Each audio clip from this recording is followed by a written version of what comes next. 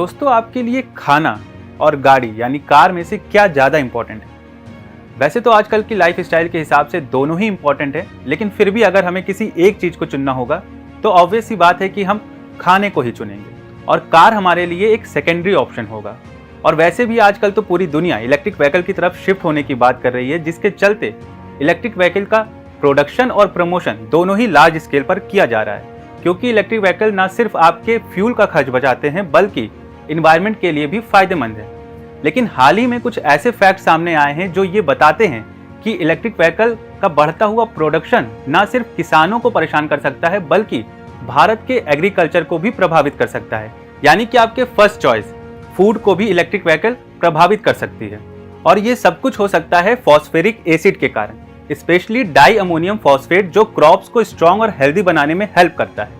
और भारत में यूरिया के बाद सबसे ज्यादा यूज किया जाने वाला दूसरा फर्टिलाइजर है। डाई अमोनियम फॉस्फेट क्रॉप्स के अर्ली स्टेजेस में हेल्दी रूट और शूट डेवलपमेंट के लिए जरूरी होता है, क्योंकि इसमें 46% फॉस्फोरस होता है जो फसलों की ग्रोथ के लिए एक जरूरी न्यूट्रिएंट है।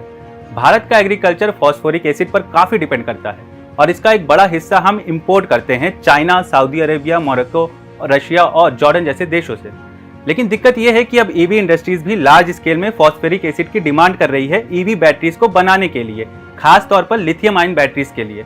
2023 में दुनिया भर की ईवी बैटरीज में से 40% से ज्यादा लिथियम आयन बैटरीज थी, जो दिखाता है कि ईवी में लिथियम आयन बैटरीज का इस्तेमाल तेजी से बढ़ रहा है और इसी वजह से फॉस्फेरिक एसिड का एक बड़ा हिस्सा फर्टिलाइजर्स के बजाय बैटरी प्रोडक्शन में जा रहा है, क्योंकि इसमें प्रॉफिट ज्यादा है। लेकिन इसका सीधा असर हमारे एग्रीकल्चर पर पड़ रहा है, जो भारत के लिए एक चिंता का विषय है, क्योंकि भारत हर साल लगभग 11 million ton di ammonium phosphate का उपयोग करता है, जिसमें से आधे से ज्यादा हिस्सा इंपोर्ट किया जाता है, वो भी मेजरली चाइना से। 2022-23 में इंडिया ने $10 बिलियन से ज्यादा का die ammonium phosphate, phosphoric acid और रॉक फॉस्फेट इंपोर्ट किया था। लेकिन 2024 के अप्रैल से अगस्त के दौरान डाई अमोनियम फॉस्फेट के इंपोर्ट्स में 51% की गिरावट देखी गई है, जो दिखाता है कि आने वाले समय में हमारे किसानों को डाई अमोनियम फॉस्फेट की कमी का सामना करना पड़ सकता है, जो फसल उत्पादन को सीधा प्रभावित कर सकता है, खास तौर पर रबी की फसलों को, जैसे सरसों, आलू, चना, गेहूं, जिन्हें शुरुआत में ही डाई अमोनियम फॉस्फेट फर्टिलाइजर्स की जरूरत होती है। ऐसे में भारत को चाहिए कि वो फर्टिलाइजर्स के सोर्सेज को डाइवर्सिफाई करे और फॉस्फोरिक एसिड की सप्लाई सिक्योर करने के लिए ओवरसीज पार्टनरशिप बढ़ाए। कुछ ऐसे फर्टिलाइजर्स का यूज करे जो कम फास्फोरस और नाइट्रोजन का यूज करते हैं लेकिन ज्यादा एफिशिएंट होते हैं। और साथ ही सरकार को चाहिए कि वो फर्टिलाइजर्स पॉलिसी को अपडेट करे और किसानों को अल्टरनेटिव फर्टिलाइजर अपनाने के लिए इंसेंटिव दे।